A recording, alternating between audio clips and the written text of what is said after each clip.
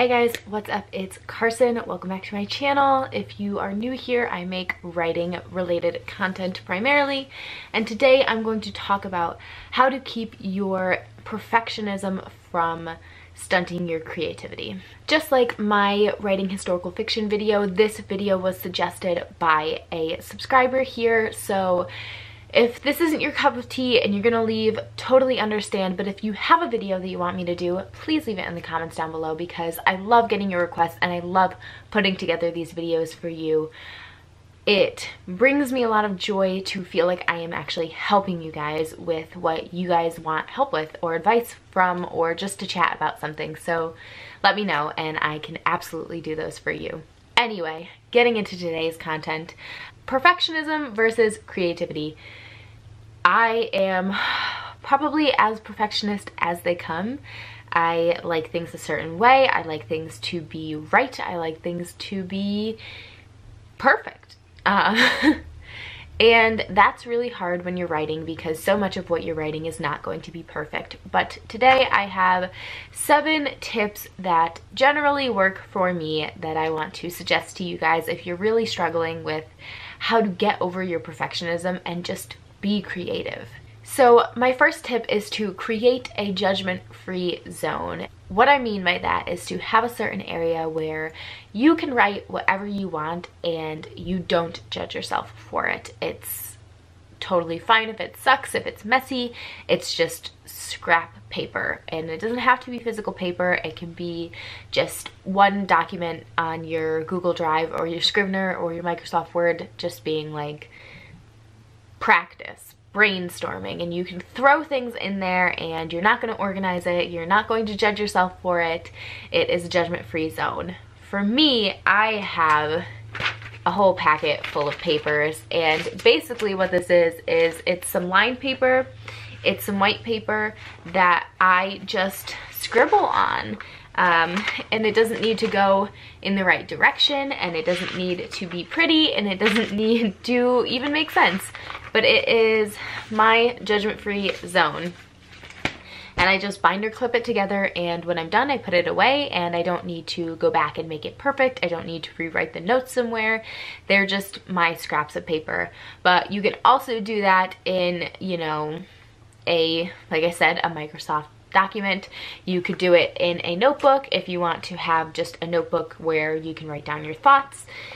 But it would be good to have a place to dedicate to not judging yourself. This really helps me because after I spend a little bit of time on my scrap pieces of paper, I feel more prepared to go into my writing and less like it needs to be perfect because I don't feel as overwhelmed by the blank page. I don't feel as lost in my story. I feel like I have some more direction. And also just scribbling on a piece of paper makes you realize that it's okay to not be perfect, and sometimes not being perfect is kind of fun. So yeah, I recommend having a judgment-free zone that you can go to either before you're writing or even in the middle of your writing if you need like a refresher, to just write whatever it is you want to, brainstorm or doodle or whatever it is, and you can't judge yourself for it, and you can't edit it, and you can't fix it and make it pretty. It just is what it is, and that's okay with you. Tip number 2 is to make a list of ways to productively procrastinate. If you are like me, then sometimes you want to write, but you sit down, you open your document, and you just can't. No words are going to come. You are so overwhelmed by your story, overwhelmed by needing to make it perfect, make it good, make those words good, and you'll sit there for hours and nothing comes out. So I suggest that you write down either in a notebook, on a scrap piece of paper, on a post-it, a list of things you can do when you feel like you cannot write that are writing related. So these could be things like organizing your writing area or your writing materials. They could be doing character outlines or setting sheets. They could be looking up names for future characters or future places. Something that kind of has to do with your writing that isn't actually writing, so that you can kind of ease yourself into it, maybe convince yourself to write as you do some of these things. And even if at the end of the day you don't convince yourself to write, at least you were working towards your project. You weren't just sitting there being overwhelmed. And you can go back to this list over and over. So say, I know for me, I will have, 2 hours of dedicated writing time. And if I sit down and I feel like I just can't write that day, then I can pull out my list and look at some of these other things that I can do to still use those 2 hours for my story, even if it's not necessarily adding words to my draft. My third tip is to start a new document. If you're the type of perfectionist who, instead of the blank page giving you anxiety, it's more of the looking at something you've already written and wanting to go back and edit it, start a new document. There's no penalty for it. Nobody's gonna yell at you. You can always go back and combine them later.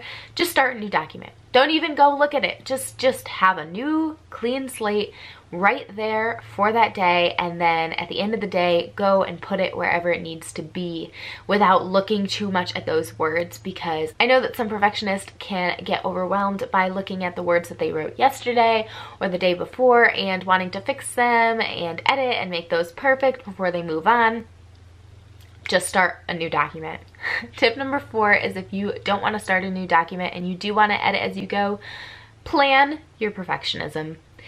Tell yourself that no matter what, when you start writing, you can have 20 minutes, 30 minutes, 45 minutes, however much time you want to give yourself at the beginning of your writing session, writing day, to edit the work that you did the day before. Plan it out. Schedule it, know that that is your time, and when that time is up, you need to move on. I would suggest as you do this, make small edits as you go, and again, I'm a big proponent of notebooks on this channel, but keep your notebook with you. Write down the big developmental edits or, big deletions that you want to make in a notebook. You can do them later in the next draft, but schedule yourself time. If you really can't resist editing as you go, make it part of your plan so that you don't feel like it derails your plan every time you find yourself starting to just fix some words and move some paragraphs. Tip number 5 is also for somebody who doesn't necessarily fear the blank page, but fears those words that they want to fix from the day before, the session before, whatever it may be, and that is keep it out of sight. I know that Kate Kavanaugh does this on her channel occasionally, but it's something I've heard from a couple of writers here and there. But make your ink color white when you're typing so you can't see the words that you're writing. My fear with this, and why I don't do it too often, is that I am a horrible typer and I misspell things all the time. So those little red squigglies drive me nuts.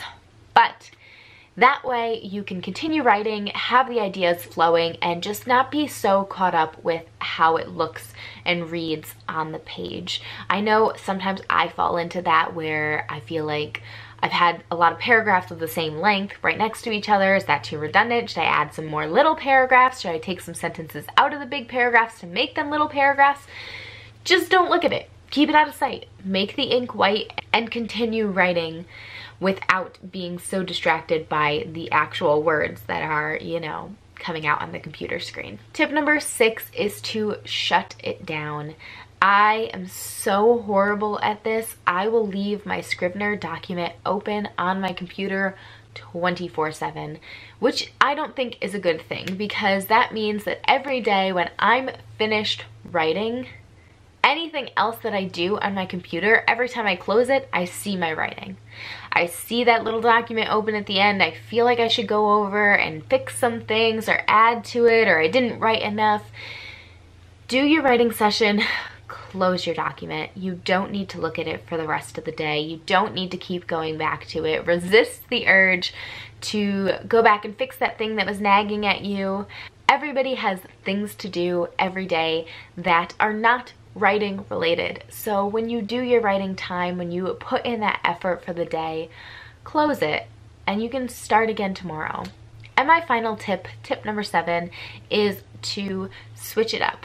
if you are really feeling stuck by either the white page or the page with your words from yesterday, nothing is working on the computer, no scrap piece of paper is working, you cannot seem to write a different way. And for me, that different way is I will write on my phone. Is it the most convenient way to write? Maybe not for some people, but I always have my phone with me, and then I can write in my notes app. It doesn't need to be perfect, it doesn't need to be formatted correctly, but I can still explore those ideas that I've been wanting to explore that I just can't on my computer. And then again, I will still be getting some words in or some work in towards my story. Those are all the tips that I have for you today. I focused these tips specifically on procrastination that is stopping you from finishing your first draft. As every writer knows, finishing the first draft is sometimes the biggest hurdle to get over, and unfortunately is the first hurdle you need to get over, is to just finish that first draft, get all those words out so that you can fix them and make them better. So I wanted to gear my tips toward people who are really struggling with getting those words in, with not going back and editing or being afraid to write.